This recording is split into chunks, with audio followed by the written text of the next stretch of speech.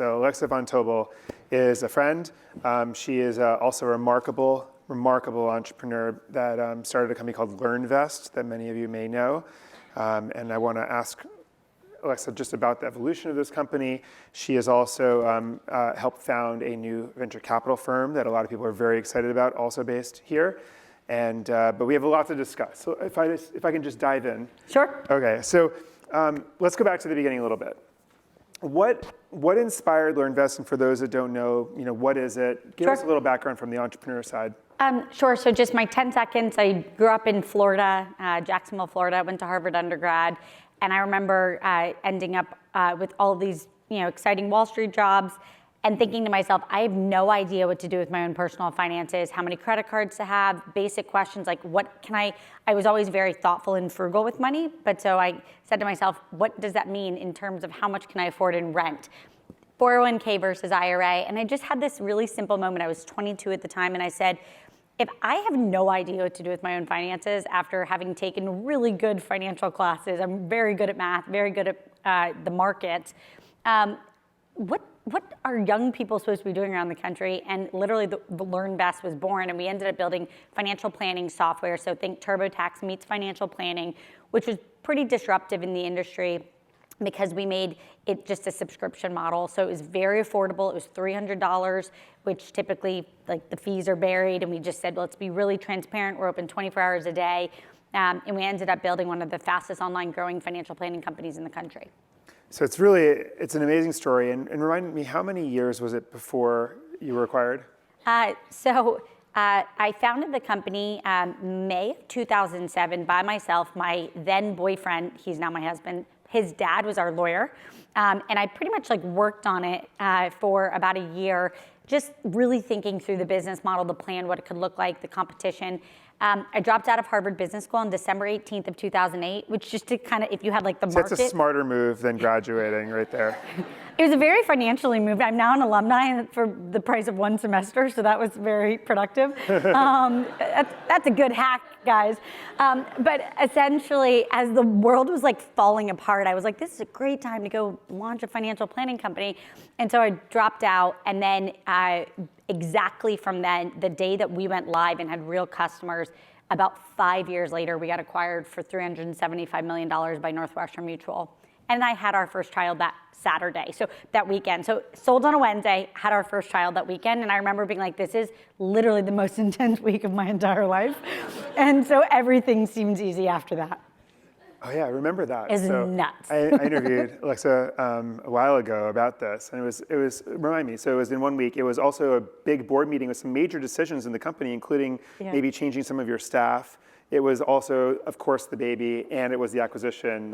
Yeah, we literally went through everything in 1 week. And I remember that week, my husband was so worried about me. He was like, I'm really, and I looked at him and I was like, you have one job, and it is to pull it together. I was like, you cannot be so worried about me that I'm worried about you. So pull together. Yeah, that's great. But yeah, no, it was an exciting time. So when you think back about that journey, aside from the very wise decision of paying 3 less semesters than I did for business school, but what are the moments that you're most proud of the LearnVest journey?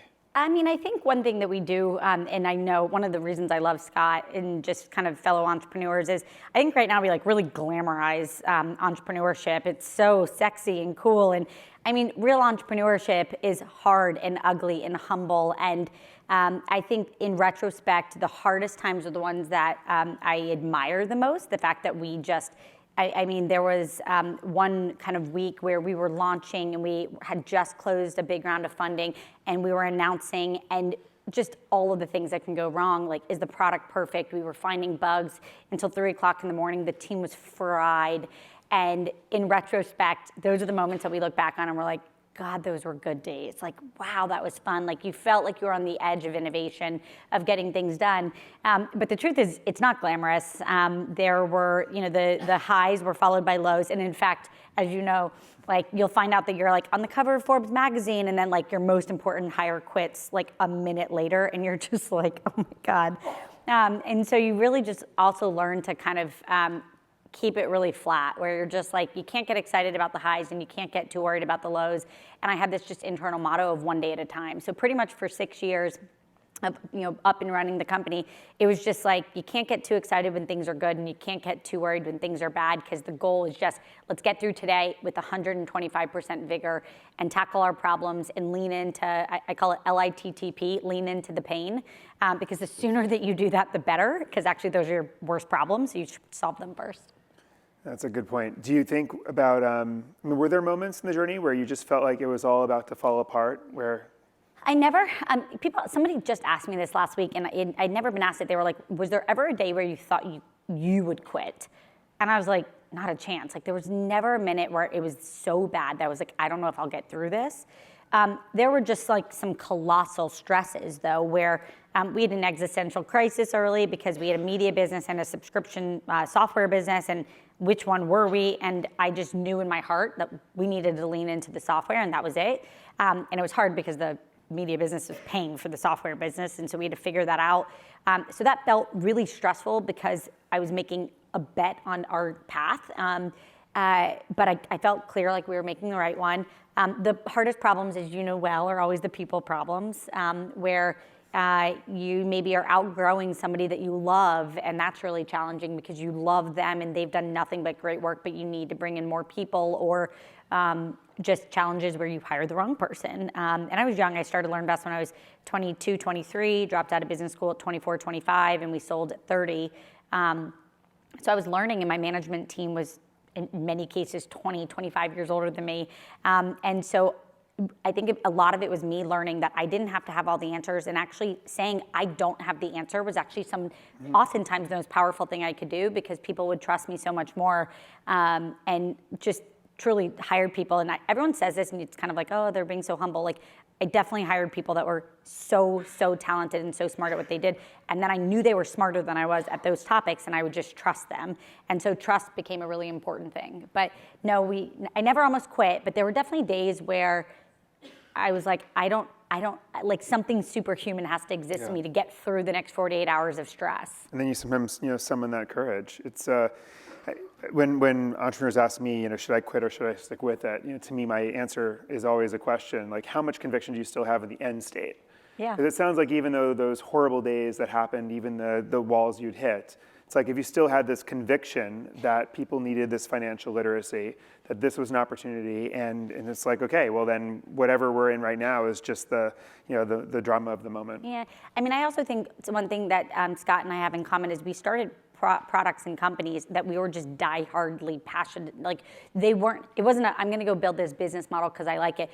I wanted to help solve financial planning for the country, and just like headline here is, it's getting worse, not better. Like, the deeper I got into the problem, the bigger I realized it was.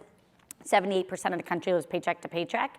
And so it was just like, I was so convicted that America needed it. And in the same way that you were solving incredible, beautiful design for the internet and for all of those creators, it was just bigger than you, and you believed in the platform and the product. And I was trying to solve a problem that, I feel like in so many ways, there's still more work to do on it. Yep, that's well said. The other point you mentioned that conjured up a thought was just the importance of people. I think that a lot of great entrepreneurs are self-reliant. Yeah. And are willing to and able to just roll up their sleeves and solve any problem that comes up. But it is kind of humbling at some point when you have an organization of a certain size to realize that as much as you might want to go in and solve the problem, maybe the best thing you can do is find the right person. And maybe you can talk a little bit about some of the key types of people you brought in that you kind of in some ways humbled you to say, wow, like, these are the right people to bring us to the next level. Yeah, I mean, I think early days it's generalist, right? It's people, somebody on my team, Annie is here. She literally was my first hire. She was a sophomore at Princeton, and I somehow convinced her. I was like, fine, you can graduate from Princeton, but then you have to come work for us full time. We've been together for a decade, and she's literally just able to do anything. On the flip side, those early days, you need the generalist. As we would get bigger, you really needed, chief revenue officer or head of business sales for our software B2B enterprise sales. So you really need specialists. And I think what was just really important was really just building trust with those people, where it was beyond. I think we're in this unique moment right now that is just getting better, and I love it, where we are realizing work is actually not just something that pays the bills. People who are in their 60s and 70s are recognizing they want to keep working because actually it's a really important part of our well-being and psyche and happiness. And so we're shifting into this place where it's like you have God-given talent and you should use those well at work.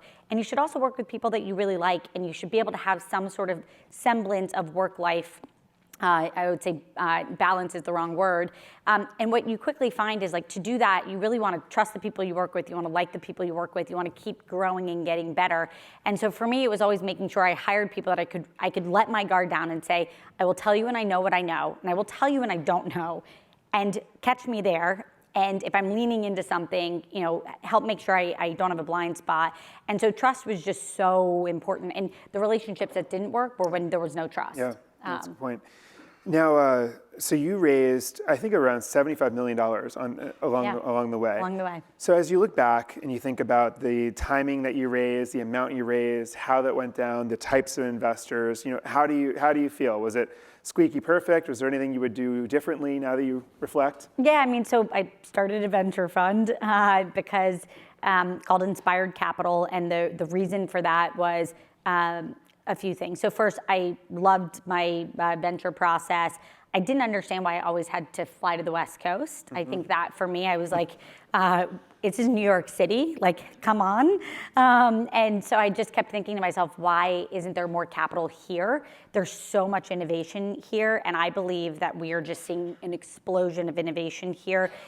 When I started and dropped out in 2008, when we were both running our companies, I actually worked out of a Starbucks. Like all of the cliches, I actually had to do them. An angel would give you like $25K, and I'd be like, I don't know how to get to revenue because I can't raise money to build the product because there are no seed funds. It was really a bit of an enigma. And then today, I feel like I'm just really proud of what's happening here. That's why we built a fund. But if I had to do it all over again, $75 million was a lot of money back then. $75 million doesn't seem like a lot of money. The times have obviously changed in terms of capital. But I think what has not changed is you need people you can really let your guard down with. You need people you can really trust. And most importantly, you need people who know that it will get very bad. Any good business goes through really hard challenges. And to be able to stay convicted and behind the entrepreneur I had one board member who had sold his company for $1 billion, and it was almost like soothsaying. He could tell me exactly the problem I was going to have because he'd done it. He had held the reins, and he was always right. But then he also brought more empathy to the table because he was like, I know you are not sleeping right now. And I was like, yeah, I'm not sleeping at all right now. And so it was just this really great mix of like, you want the people who are going to be the toughest on you, but with the most empathy and support. And I find that when you've actually been in the seats, somebody like Scott being a great investor, it's just because we can see over your shoulder and we've been there, and it's just that first time learning, you can't know everything. So it's helpful to have people who've done it before. I agree. I think that empathy translates into trust as well when it comes to getting the advice and giving it credence. So you are now starting a venture firm. Yep. Inspired. Talk about what led to this. You would have had so many different options in this world. You could have started something else. You could have stayed at the big. You were working at your acquirer for a while.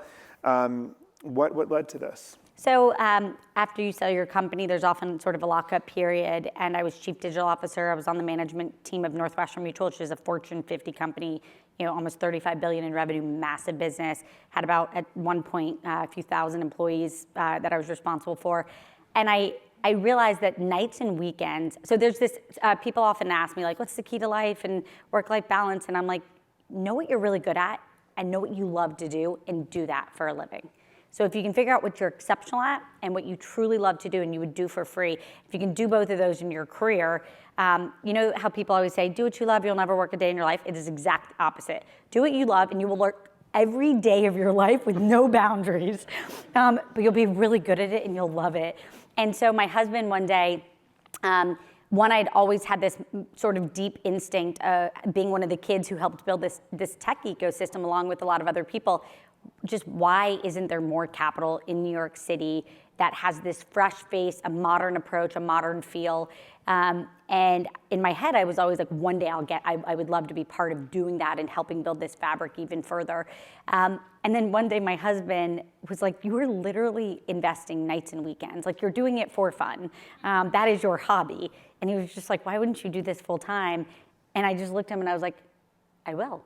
And I was like, Inspired Capital. And then I found the name and it was available. And so we quickly put together the firm. So if the domain name is available, do it. Yes. Buy it now before it gets expensive. And we're a team of investor and operators, and my business partners include a bunch of other amazing people like Penny Pritzker, who put Obama in the White House and who has built and sold 6 companies, and the founder of Paperless Post, and some other really talented people. And we've just been in the trenches, and we love to help build companies. So.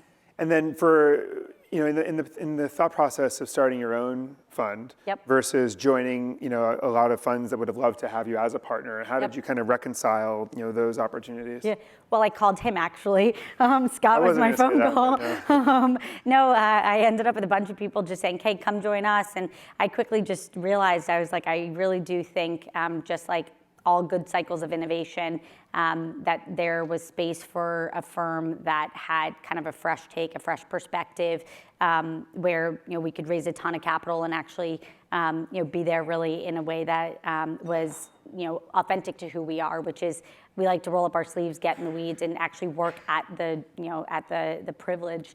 I feel a privilege to be behind an incredible CEO to say, how do we help you? I've had the sleepless nights, I have the wrinkles to prove the stress, and I'm like, how do we help you have less of that?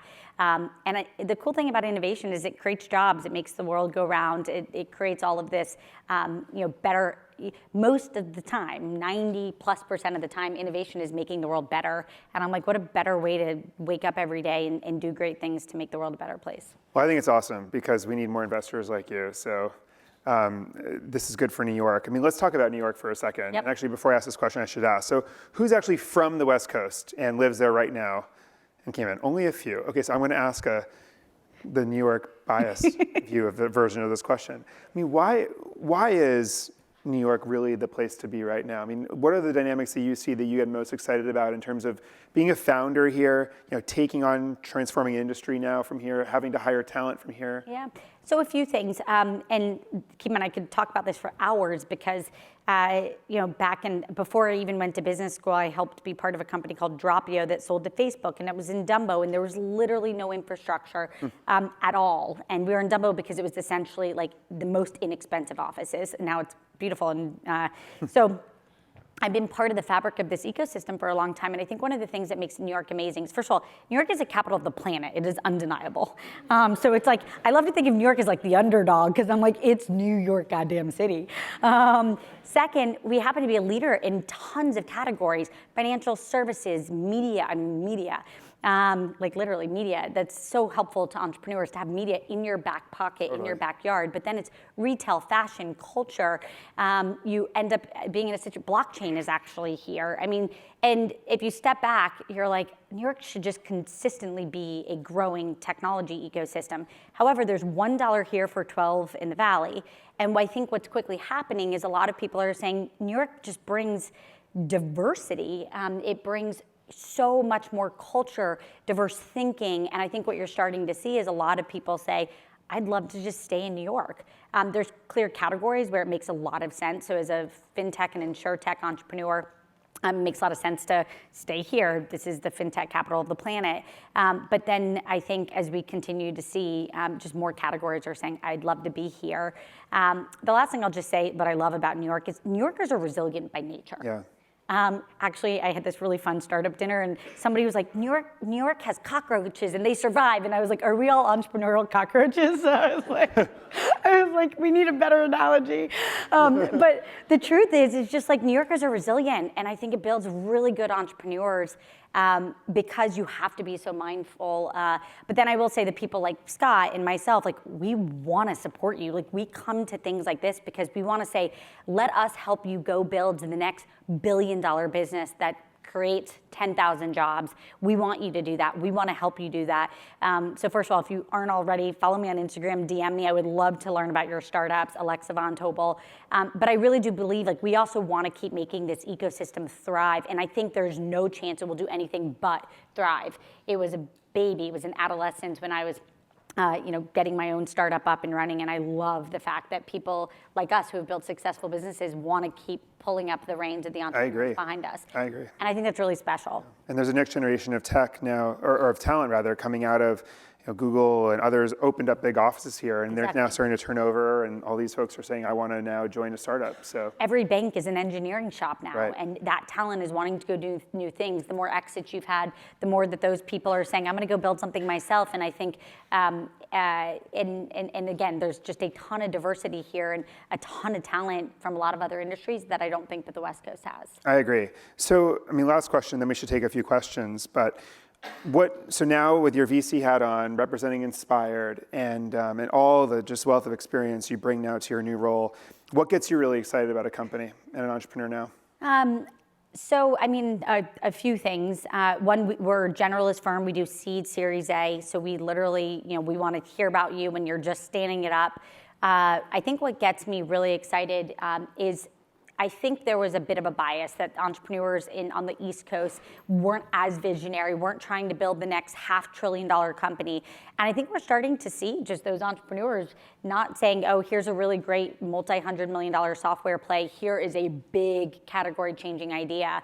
And I think that's starting to happen more and more. The other thing that I love, that I'm really proud about just in New York is more collaborative. It's not that we're not competitive and that there's competitive elements. We're just far more supportive, because I think it's something about the culture here, where people like you and I are like, let's share those deals, let's do them together. Scott was like, let me support Inspired, and I think we're so, it's almost like we're joining together to be the underdog here in New York City. Yep. That we're more like, how do we help you? How do we help you be really successful?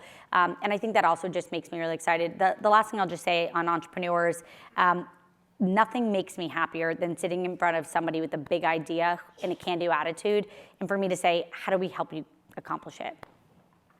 Love it. Silicon Valley, we're coming for you. I think the headline is entrepreneurs should fly east. 100%. That's the goal.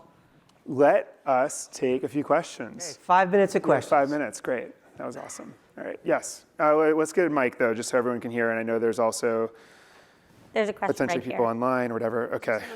Yep, go ahead. Hi, my name is Shang Jin. I'm a current PhD student at Cornell.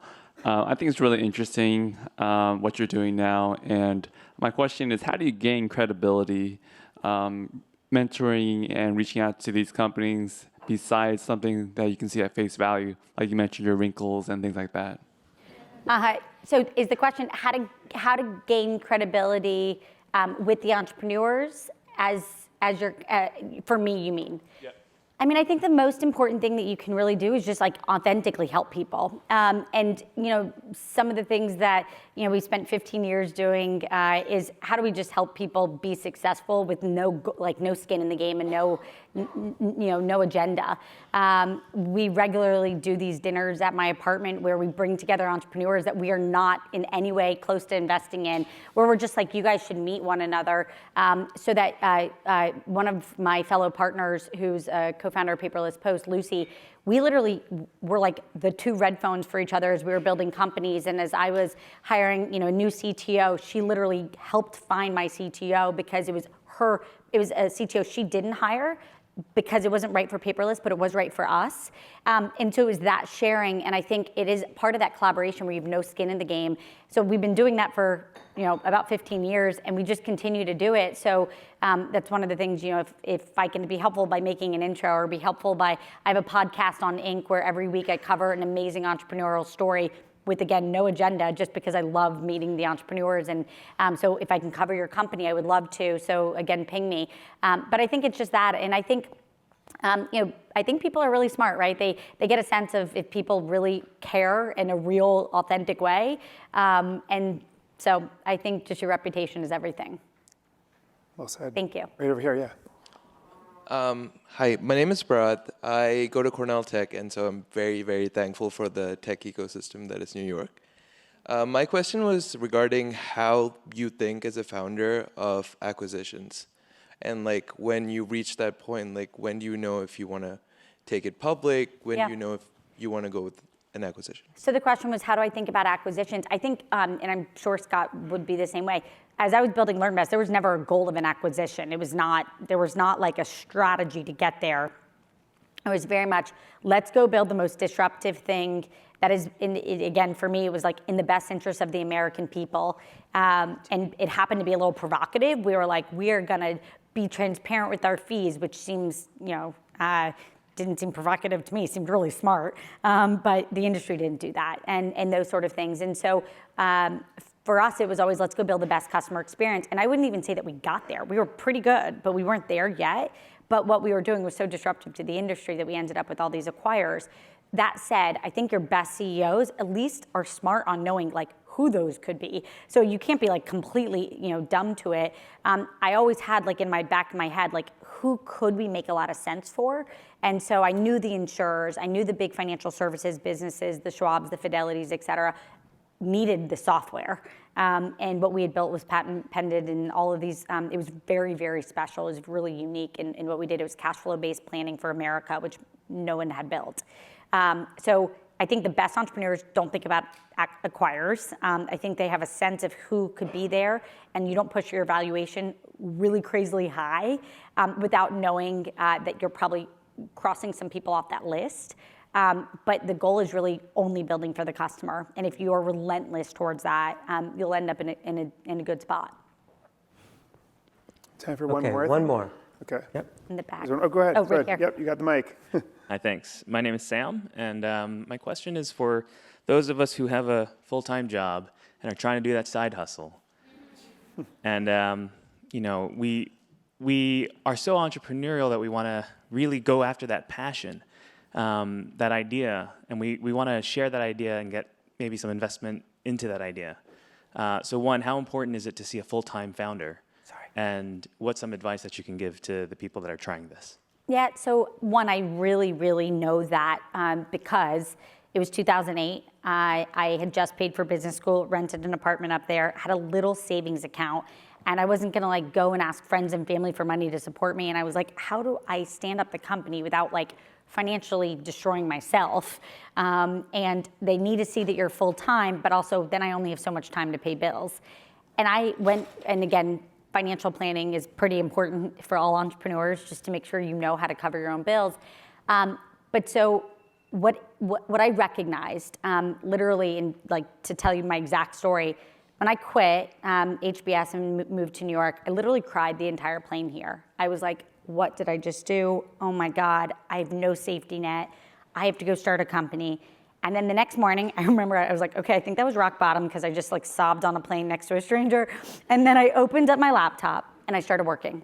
It was my first time, full-time, like first day, full-time, laptop open. I literally was doing it in my boyfriend's apartment. He's now my husband. And he came home that night and I was crying still, but I was like, I accomplished more today than I've literally accomplished in 6 months because it was full-time. And it just, the next day I felt better. There were no more tears. The next day, and within 2 weeks, I was like, I've literally accomplished more than I did in all of the last year plus of me having founded the company. I think at some point, you've got to think about it, is this a hobby job, or is this full-time? And at some point, I would just say, put a little bit of savings, go figure out exactly how you can pull that together. And then if you're gonna regret not doing it, rip the Band-Aid off and jump. And one thing I'll leave you with is, I worked in the happiness lab when I was an undergrad at Harvard, and they asked 90-year-olds over and over, what do you regret about your life? No one ever regrets the mistakes they made. The thing you do, you always regret when you don't jump. And it was just amazing, and it gave me such clarity. And I always say, 90-year-old Alexa sits on my shoulder. She is so tough, but she's so clear on like when I've got to go do something. And for me, that was LearnVest. For me now, again, it was Inspired Capital. And for you, if you feel like it's clear that you need to start it, figure it out. Go for it and reach out. I'd love to support you. I love it. That's we all awesome. need to summon our inner 90-year-old self. They're clear. They're clear. I love it. And we have to jump. Alexa Van Tobel. Thank you guys so much.